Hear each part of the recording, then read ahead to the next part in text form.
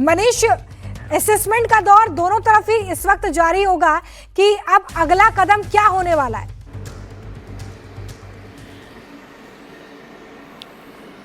ये असेसमेंट इस समय आप ये समझ लीजिए कि देश के कोने कोने से बैठकर हर व्यक्ति जानना चाहता है कि क्या ये वर्ल्ड वॉर है या फिर इसका आगाज शुरू हो गया है। क्योंकि एक तरफ जहां गल्फ कंट्रीज का पूरा सपोर्ट ईरान को अब से पहले था, उसके बाद अब जाकर ऐसा लग रहा है कि क्योंकि मिलिट्री बेसिस पर जब निशाना बनाया अमेरिकन मिलिट्री बेसिस पे, तो ये बिल्कुल क्लियर हो गया कि क्या ये लाउड होकर ये बोलेंगे कि डीएस्केलेट करो, नहीं तो हम ईरान के ऊपर कार्रवाई करेंगे। ऐसा हुआ नहीं। हालांकि उन्होंने एक विज्ञप्तियां यानी एक इंफॉर्मेशन तौर पर ये जरूर प्रेस रिलीजेस इशू की, अपने स्टेटमेंट इशू किए, जिसमें उन्होंने कहा कि आपको डीएस्केलेट होना पड़ेगा, ये हित में नहीं है, लेकिन कोई भी स्ट्रॉन्ग मैसेजिंग नहीं है।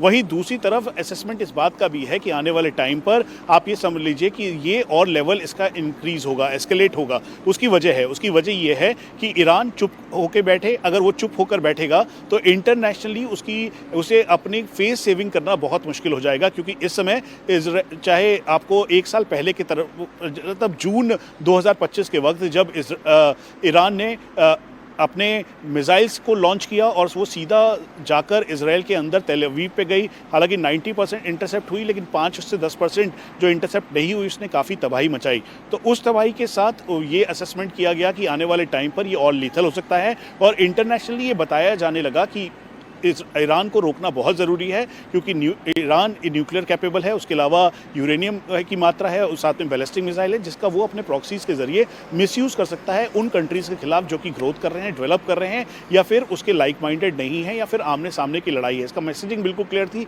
कि सीधा इसराइल के लिए कह रहा है। और यही वजह है कि इसराइल ने, चाहे ओमान के जरिए टेबल टॉक्स पे बातचीत हो रही हो, बातचीत के दौरान भी ओमान की बातचीत होने के बाद, ओमान के मध्यस्थता के साथ बातचीत होने के बाद अमेरिकन ने ये क्लियर किया, साथ में ईरान ने क्लियर किया, लेकिन उसके बावजूद ईरान के ऊपर इसराइल ने जो ये अटैक किया वो एसएस था, यानी पहले से ये सोचे समझे तरीके से तैयारी की गई थी और ये समझा गया था। और इसीलिए इसराइल ने बहुत ही सोचे समझे तरीके से मिलिट्री टारगेट्स को इंगेज किया है, जिसमें air defence system, air hangers, उसके अलावा एयर बेसिस, उनके न्यूक्लियर बेसिस, उसका supportive logistic basis, ammunition dump, cavern यानी वो जगह जहां पे आर्म्स एम्यूनिशन को छुपा के रखा जाता है, अंडरग्राउंड बंकर्स, उन सभी जगहों को हिट किया है।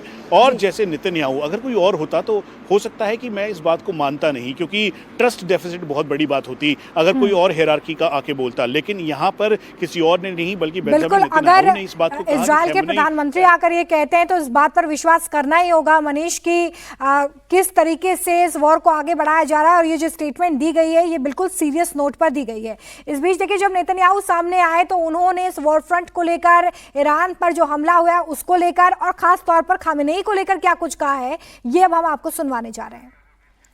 ये सुनवाएंगे हम आपको, लेकिन उससे पहले हम आपको अब तक क्या हुआ है ये अपडेट दे देते हैं। दरअसल आज सुबह ईरान पर अटैक्स किए गए, ताबड़तोड़ मिलिट्री एक्शन इजराइल और अमेरिका की तरफ से ईरान पर शुरू हुआ, जिसमें ईरान के कई शहरों को टारगेट पर लिया गया, एक के बाद एक अटैक किए गए। इसके कुछ घंटे बाद अटैक ईरान की तरफ से भी शुरू हुआ। ईरान ने इजराइल की आर्थिक राजधानी कही जाने वाले तेल अवीव में तो अटैक किया ही, इसके अलावा अरब देशों में जो यूएस के मिलिट्री बेस है वहां पर भी टारगेटेड अटैक किया, ड्रोन और मिसाइलों से अटैक किया गया। इस बीच इन अरब देशों के कई रिहायशी इलाकों में भी अटैक ईरान की तरफ से किया गया है। हालांकि गल्फ कंट्रीज से ईरान के अच्छे रिश्ते रहे हैं, ऐसे में डिफेंस एक्सपर्ट ये बात कहते हुए नजर आ रहे हैं कि वहां से एक सपोर्ट गल्फ कंट्रीज का, जो कि म्यूटेड ही सपोर्ट है, वो जरूर ईरान को मिलता रहा है। लेकिन अमेरिका और इजराइल इस पूरे वॉर फ्रंट पर इस वक्त काफ़ी अटैकिंग नजर आ रहे हैं। नेतन्याहू ने इस युद्ध को जारी रखने की बात कह दी है, तो वहीं अमेरिका की तरफ से भी ये कहा जा रहा है कि या तो सरेंडर करिए या तो फिर इसी तरीके से मरने के लिए तैयार रहिए। नेतन्याहू आज जब सामने आए तो उन्होंने ईरान पर हुए हमले और नेतन्याहू की तरफ से खामेनेई को लेकर जो स्टेटमेंट दी गई है वो सुनवाते हैं आपको। הבוקר במתקפת פתע עוצמתית השמדנו בלב טהרן את המתחם של הרודן חמינאי. במשך 3.5 עשורים רודן אכזר זה שלח טרור לרחבי העולם, המלל את עמו ושקד כל הזמן בלי הרף על התוכנית להשמדת ישראל. התוכנית הזאת איננה. ורבים הסימנים שגם הרודן הזה איננו. במשך 47 שנים קורא משטר האייתולות מוות לישראל, מוות לאמריקה. הוא הקיז את דמנו, הוא רצח אמריקנים רבים, והוא טבח בעמו שלו. היום כבר כולם מבינים, אסור שמשטר טרור רצחני זה יתחמש בנשק גרעיני, שיאפשר לו לאיים על קיומנו, ויאפשר לו לאיים על שלום האנושות כולה. אנחנו יצאנו לקרב כדי לשנות מצב זה מן היסוד, לשים קץ לאיום. אני מודה לידידי הנשיא דונלד טראמפ על מנהיגותו ההיסטורית. הוא מנהיג שעומד במילתו. שוחחתי איתו שוב הבוקר, ואני מברך על שיתוף הפעולה ההדוק בינינו. שיתוף פעולה שהביא את הברית בין ישראל לארצות הברית לשיא של כל הזמנים. ברית לשלום וברית במלחמה, אזרחי ישראל. הבוקר יצאנו, ישראל וארצות הברית, למבצע משולב להסרת האיום הקיומי על ישראל מצד משטר האייתולות באיראן. אני אמרתי לכם הבוקר, המבצע הגורלי הזה יימשך ככל הדרוש, ודרוש גם אורך רוח. तो देखिए ये युद्ध बहुत ज़रूरी है, ये शांति के लिए है और ये वक्त की ज़रूरत भी है। नेतन्याहू को आप सुन रहे थे जिन्होंने तमाम बातें कही और इस बात को बिल्कुल क्लियर कर दिया कि ऑब्जेक्टिव बिल्कुल क्लियर है कि ये युद्ध जारी रहने वाला है जब तक शांति बहाली नहीं हो जाती है।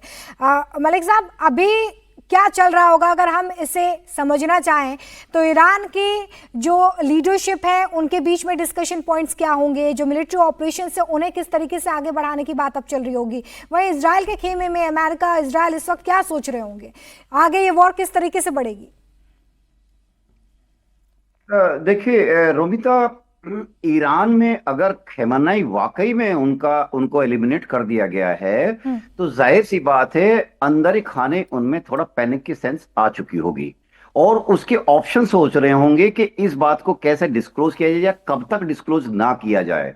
दूसरी बात है कि मिलिट्री ऑपरेशंस अगर चलने हैं तो वो कितने सस्टेन करेंगे, क्योंकि रिजीम अगर कोलैप्स हो गया, टॉप लीडर अगर चला गया तो who will be the second leader in command.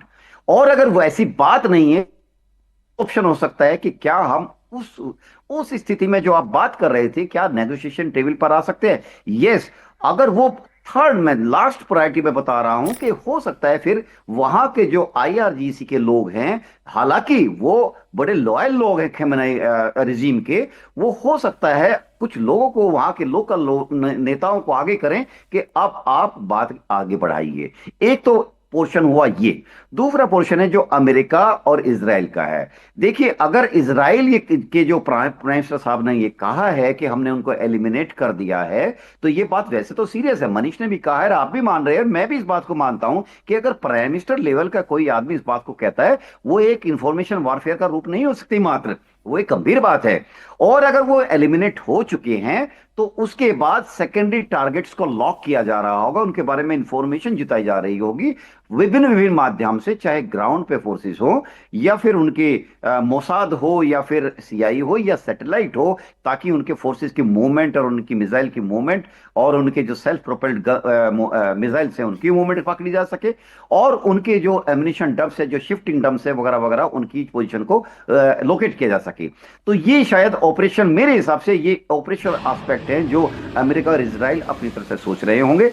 हालांकि मुझे लगता है कि अभी बातचीत का कोई भी संभावना मुझे नजर नहीं आती, क्योंकि ये मौका जो अगर खमेनी एलिमिनेट हो गए हैं तो सेकेंडरी टारगेट्स पे इजराइल और अमेरिका आ जाएंगे, और अगर नहीं हुए हैं तो खमेनाइट की हंट जारी रहेगी और लेवल 1 टारगेट्स को एलिमिनेट करने के सिलसिले में सारी उनकी प्लानिंग चलती रहेगी। और देखिए, ये क्लैरिटी तभी आ सकती है जब हम ये देखें कि आगे क्या कुछ इस वॉर में होता है, क्या खामेनेई सामने आते हैं या इजराइल और अमेरिका का सेकेंडरी फेज ऑफ वॉर में क्या कुछ एक्शन होता है, ये तभी क्लियर होगा। अमेरिकी राष्ट्रपति ट्रंप इस वक्त अपने वॉर रूम में ही मौजूद है, इस तरह की खबर है। उनके साथ अमेरिका के बड़े आर्मी लीडर्स भी हैं। ईरान पर किए हमले को लेकर एक बड़ा बयान उनकी तरफ से दिया गया है। ट्रंप ने कहा है कि ईरान को इस हमले के बाद उबरने में कई साल लग जाएंगे। ईरान पर जबरदस्त हमला हुआ है, ट्रंप ने कहा है कि हमले ने ईरान को कई साल पीछे धकेल दिया है और इसकी तस्वीरें भी हम आपको दिखा रहे हैं जहां पर मीटिंग्स का दौर जारी है, जिसका जिक्र हम भी कर रहे थे कि इस वक्त असेसमेंट चल रहा होगा। ये सोचा जा रहा होगा कि अब सेकेंडरी फेज ऑफ वॉर में क्या एक्शंस लिए जा सकते हैं ईरान के खिलाफ, किस तरीके से ईरान को और ज्यादा नुकसान पहुंचाया जा सकता है, क्या वो स्ट्रेटेजी हो सकती है जिससे ईरान को घुटने पर लाया जा सके, क्योंकि अब तक ईरान की तरफ से जो मिलिट्री रिस्पॉन्सेस आए हैं उसमें ईरान काफी एग्रेसिव नजर आया है। लेकिन अब अटैकिंग वॉर फ्रंट पर अमेरिका और इजराइल मिलकर क्या करते हैं, इस पर भी निगाह टिकी होगी। मनीष, एक तस्वीर हम अपने दर्शकों को दिखा रहे हैं जिसमें हमें दिखा रहे हैं कि तमाम जो लीडर्स हैं वॉर रूम में मौजूद हैं और उनके साथ ट्रंप भी मौजूद है। क्या बातचीत चल रही होगी इस वक्त? देखिए, क्योंकि आज का ये बहुत बड़ा ऑपरेशन है, जो डिपार्टमेंट ऑफ वॉर है अमेरिका का, वो जब भी कोई वॉर सिनेरियो होता है, आपको याद होगा ऑपरेशन जेरोनिमो में जब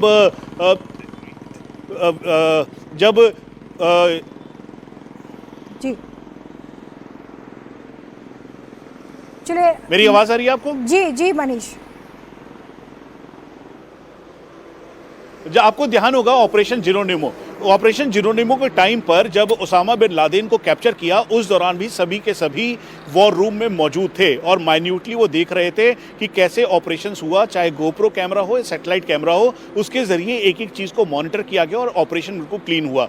अब हाल ही के दिनों में वेनेजुएला में हुआ और दूसरा बड़ा ऑपरेशन, जिसमें बहुत ही गंभीरता के साथ हेलीकॉप्टर से मरीन्स उतरे, उसके बाद उन्होंने उसे कैप्चर किया। प्रेसिडेंट वेनेजुएला को कैप्चर करने के बाद वो वापस ले गए। उस दौरान भी ऑप्स रूम के अंदर, यानी ऑपरेशन रूम के अंदर, कमांड कंट्रोल सेंटर जिसे कहते हैं, जिसके अंदर लाइव फीड मिलती है, लाइव मैप्स दिखते हैं, लाइव डिटेल मिलती है, एक एक जो सोल्जर है जिसके ऊपर बॉडी कैम लगा हुआ है, कैमरा लगा हुआ है, उसकी पूरी डिटेल मिलती है।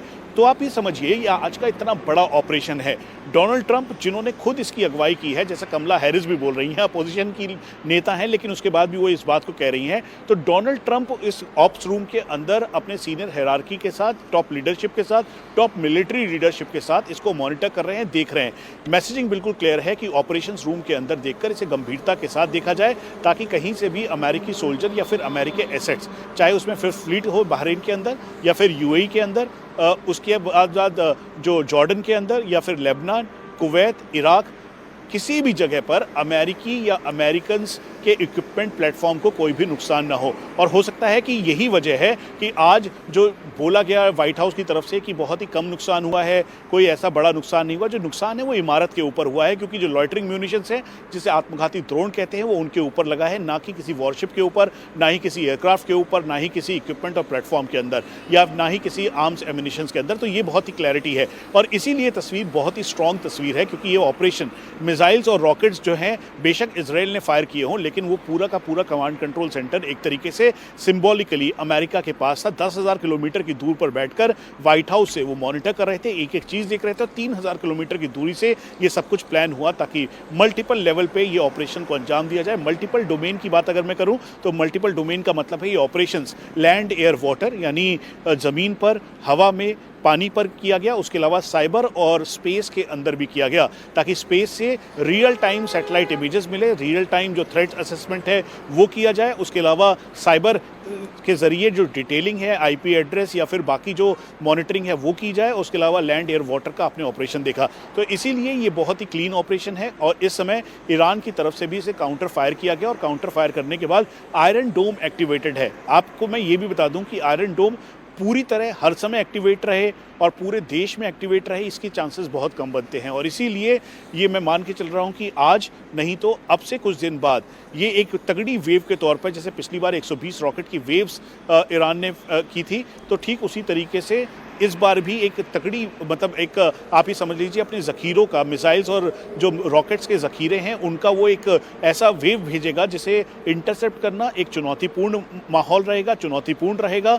उसमें वो उनको कामयाबी मिलती है या नहीं, ये बहुत ही क्लैरिटी उस समय ही होगी। लेकिन ये ज़रूर है कि जिस तरीके से प्राइम मिनिस्टर बेंजामिन नेतन्याहू कह रहे हैं कि आयतुल्लाह खामनेई अब नहीं रहे, उनको इस हमले में मार गिराया गया, मैं वेट एंड वॉच की पॉलिसी पॉलिसी ज़रूर करूँगा, लेकिन मैं इतनी जल्दी इनकी बात को दरकिनार भी नहीं करूँगा, क्योंकि जो बोल रहा है वो बहुत ही स्ट्रॉन्ग लीडर है, बहुत ही स्ट्रॉन्ग नेता है, बहुत ही स्ट्रॉन्ग हेडेड व्यक्ति है, और वो कभी भी साइऑप्स या नैरेटिव वॉरफेयर पे नहीं बल्कि एक्शन में यकीन रखते हैं। तो इसीलिए इस बात को गंभीरता से देखते हुए मुझे लगता है कि आने वाले दिन बहुत ही निर्णायक होंगे, या फिर IRGC या फिर जो सेकंड हिरार्की है आमिर की, यानी ईरान के आमिर की, वो या फिर कोई और आकर इसको ज़रूर बोलेगा। अभी एक्सपर्ट बता रहे थे अमेरिका के बारे में, एक कहावत हमेशा कही जाती है कि अगर आप अमेरिका के दोस्त हैं तो आपको सतर्क रहने की ज़रूरत है, लेकिन अगर आप अमेरिका के दोस्त नहीं हैं तो आपको बहुत ज़्यादा सतर्क रहने की ज़रूरत है। ठीक है मनीष, इजरायली सेना की तरफ से प्रेस कॉन्फ्रेंस की जा रही है, उसमें क्या कुछ कहा जा रहा है, जरा सुनवा देते हैं हमारे दर्शकों को। אגף המבצעים, אגף המודיעין וחיל האוויר אשר פעלו לסנכרון מלא עם שותפינו בצבא ארצות הברית. זהו שיתוף פעולה שלא היה כדוגמתו. חשוב לי להסביר למה יצאנו למערכה בעת הזו. משטר הטרור האיראני לא זנח את תוכניתו להשמדת ישראל. לאחרונה זיהינו כי הוא ממשיך בהסתרה, ביצור ומיגון תוכנית הגרעין, במימון וחימוש שלוחיו ובניסיונות לשקם את תהליך ייצור הטילים שלו. טילים המהווים איום ממשי וקיומי על מדינת ישראל. המתקפה אליה יצאנו הבוקר היא מתקפה הכרחית. מוטלת עלינו החובה לפעול נגד כל מי שמנסה לפגוע בביטחון מדינת ישראל, לאיים על אזרחיה ולגדוע כל איום בהתהוותו. במקביל לתקיפות, תגברנו את כלל הגזרות והפיקודים המרחביים וביצענו גיוס מילואים נרחב. כפי שאמר הרמטכ"ל, אנחנו נחושים וערוכים עד לניצחון. אזרחי ישראל, אני מודע לחששות ולדאגות שלכם. צפויים לנו עוד שעות וימים מורכבים, ואנחנו נדרשים לעמוד איתנים יחד.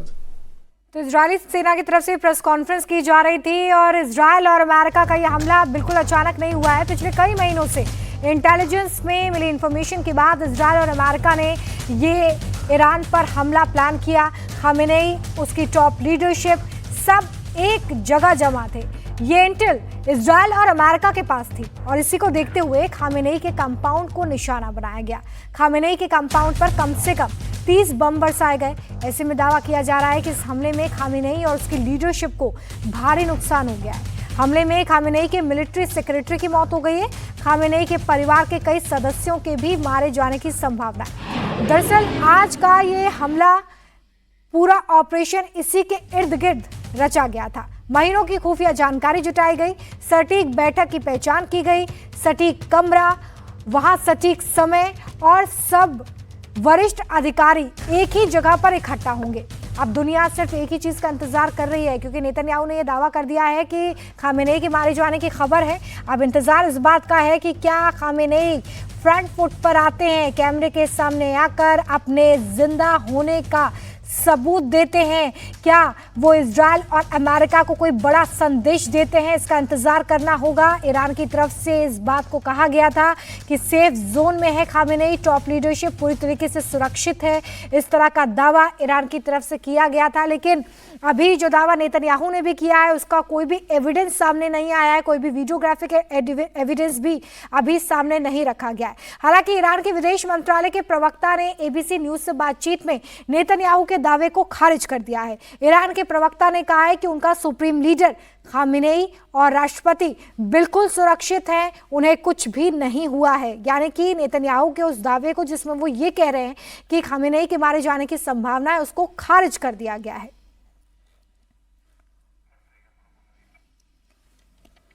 तो वॉर जोन में इस वक्त ईरान और इजरायल और अमेरिका के मिलिट्री ऑपरेशंस को हम लगातार मॉनिटर कर रहे हैं। आप तक एक एक अपडेट पहुंचा रहे हैं कि आखिर बीते कुछ घंटों में किस तरीके से मिडिल ईस्ट की ये जंग बड़ा अखाड़ा बन चुकी है। इस महाजंग में किस तरीके से पहले मिलिट्री ऑपरेशंस को अंजाम दिया गया ईरान के खिलाफ। इजरायल और अमेरिका की तरफ से कई ठिकानों को टारगेट किया गया।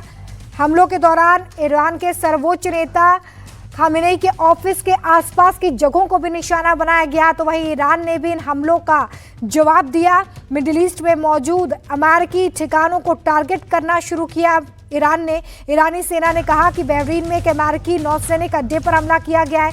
अमेरिका और इजराइल के ईरान पर किए बड़े पैमाने पर हुए इस हमले और लगातार हमले के जवाब में ईरान ने इस पूरे क्षेत्र को तबाह करने की कोशिश की। ईरान ने इसके अलावा जो अरब देश है वहां पर यूएस मिलिट्री बेसिस को भी टारगेट किया और उन्हें बर्बाद करने की कोशिश की गई। हालांकि ऐसे में कई रिहायशी इलाकों को भी ईरान की तरफ से टारगेट किया गया।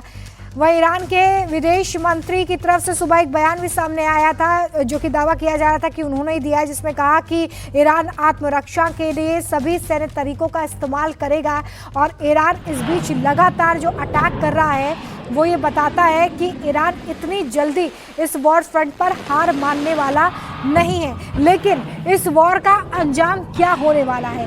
क्या ये वॉर अगले कुछ घंटों में रुक जाएगी या पहले जो हमने जून 2025 में देखा था कि 10 दिन तक ये वॉर चलती रही थी लेकिन उसके बाद एक टॉक इस बीच हो पाई थी, लेकिन क्या इस बार वो डिप्लोमेटिक टॉक की संभावना बन पाएगी? ईरान ने ड्रोन हमले तेज कर दिए हैं। ईरान के ड्रोन हमलों में मनामा की एक बिल्डिंग को भी नुकसान हुआ है, वहां आग लग गई है। हालांकि सूत्र ये बता रहे हैं कि बिल्डिंग में मौजूद सभी लोग सुरक्षित हैं, यानी कि वहां पर कोई भी जान माल का नुकसान नहीं हुआ है। इस तरह की खबरें सामने आ रही हैं। सेंट्रल इजराइल पर भी ईरान ने जबरदस्त अटैक किया है। मध्य इजराइल के ऊपर ईरानी मिसाइलों को देखा गया है, जो इस बात की तस्दीक करता है कि ईरान ने बहुत ही स्ट्रेटेजिक तरीके से जो मिडिल इजराइल है उसे टारगेट करने का प्रयास किया। बुर्ज खलीफा के पास भी ईरान ने हमला किया। बुर्ज खलीफा के पास दुबई में धमाका हुआ, जिसके बाद लोग इधर उधर भागते नजर आए। वहां पर काफी खलबली भी मच गई थी। कुवैत हवाई अड्डे पर भी ईरानी ड्रोन्स देखे गए, यानी कि एक के बाद एक मिडिल ईस्ट के मुस्लिम देशों को टारगेट किया गया। अरब देशों को टारगेट करने का कोई डायरेक्ट इंटेल ईरान ने नहीं किया है, बल्कि वहां पर जो यूएस मिलिट्री बेस है वहां पर ये अटैक किए गए थे। लेकिन ऐसी कुछ लोकेशंस हैं जहां पर पूरी तरीके से ईरान ने अटैक करके उसे तहस नहस करने की कोशिश की है। तस्वीर हम आपको जॉर्डन की दिखा रहे हैं। जॉर्डन जहां पर सबसे ज़्यादा अटैक देखा गया है ईरान का, वही देश है। एक बड़ा हिटिंग पॉइंट रहा है ईरान का इस हमले में। जॉर्डन में जो हमला हुआ है उसकी तस्दीक करती है तस्वीरें, जहां पर काफ़ी नुकसान हुआ है। धमाके के साथ ही वहां पर अफरा तफरी मचती हुई आप देख रहे हैं। लोग जो वहां पर मौजूद थे वो अचानक से इधर उधर भागने लगते हैं। उन्हें समझ ही नहीं आता कि यहाँ पर क्या हुआ। थोड़ी देर बाद शायद लोगों को ये समझ आया हो कि यहाँ पर एक अटैक किया गया है। लेकिन जॉर्डन में जो धमाका हुआ है उसकी तीव्रता, उसकी इंटेंसिटी कितनी ज़्यादा थी वो आप इन तस्वीरों में देख पाएंगे। जॉर्डन में सबसे ज़्यादा अटैक्स ईरान की तरफ से किए गए हैं और इसलिए मैंने इससे पहले भी कहा कि सबसे बड़ा हिटिंग पॉइंट रहा है जॉर्डन। ईरान की रिवॉल्यूशनरी गार्ड ने रेडियो संदेश में जहाज़ों को होर्मुज स्ट्रेट से ना गुजरने की चेतावनी दी है। इस्लामिक गार्ड कोर की सेना में मौजूद सभी समुद्री जहाज़ों को तुरंत इलाका खाली करने के लिए कहा गया है। गार्ड कोर की नौसेना ने होर्मुज को पूरी तरीके से बंद कर दिया है। तो लगातार ये वो स्टेप्स हैं जो इस वक्त वॉर फ्रंट में देश अपने हिसाब से उठाते हुए नजर आ रहे हैं। نیروی دریایی سپاه پاسداران انقلاب اسلامی به کلیه شناورهای متردد در تنگه هرمز هشدار داده می شود سریعاً منطقه را ترک و تنگه هرمز از این لحظه به بعد مسدود اعلام می گردد. تمام. Ships, all ships. Attention all ships, attention all ships, attention all ships. This is Sepah Navy, Iran's Islamic Revolutionary Guard Corps Navy. कि हर देश जब वॉर सिचुएशन हो तो वो उठाता है, तो ये एक प्रोटेक्टिव सिचुएशन, एक प्रोटेक्टिव कमांड जो यहाँ पर गार्ड कोर की तरफ से दी जा रही थी, जिसमें ये कहा गया था कि पूरी तरीके से इस इलाके को बंद किया जा रहा है। तो ये तमाम वो कदम हैं जो ईरान ने भी उठाए हैं। तो दूसरी तरफ इजराइल की तरफ से भी बहुत एहतियातन कदम उठाए गए, जिसमें टॉप लीडर्स को जो सेफ जोन से वहाँ पर शिफ्ट किया गया था। इससे पहले कई जो जंगी बेड़े हैं उन्हें भी हटाने का काम, उन्हें एक सेफ जोन में रखने का काम जो है इजराइल और अमेरिका की तरफ से किया गया था। ईरान के जवाबी हमले को देखते हुए इस वक्त काफ़ी तैयारियां भी की गई हैं। जो हमले इस वक्त लगातार हो रहे हैं उसको लेकर ईरान में अपनी तैयारियां हैं।